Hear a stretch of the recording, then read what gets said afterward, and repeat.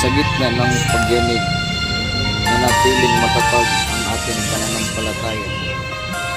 Ang kahapon, muling nayanig ang ating paligid. Maraming natakot, nag-alala, at napaisip, gaano ba katatag ang pundasyon ng ating buhay. Ang lindol ay paalaala na sa isang iglap, pwedeng magbago ang lahat.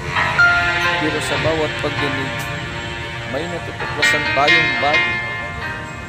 Ang tibay ng ating loob, ang malasakit sa kapwa, at ang patuloy na pag-asa sa Diyos.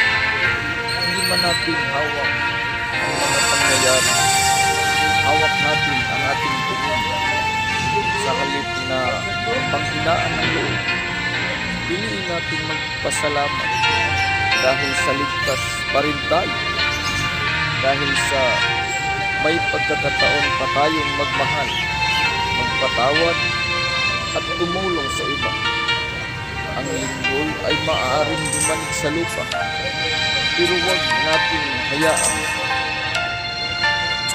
gumanig ang ating pananampalataya.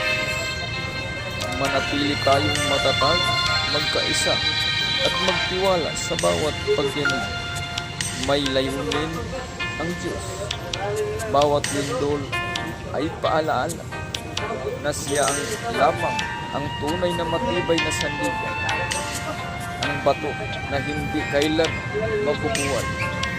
Kaya sa kabila ng takot, sabihin natin, salamat Panginoon sa panibagong araw. Salamat sa pagkakataong ito na patuloy kami makabangon at magtiwala sa inyo. Ingat po tayo mga kapatid at mga kababayan.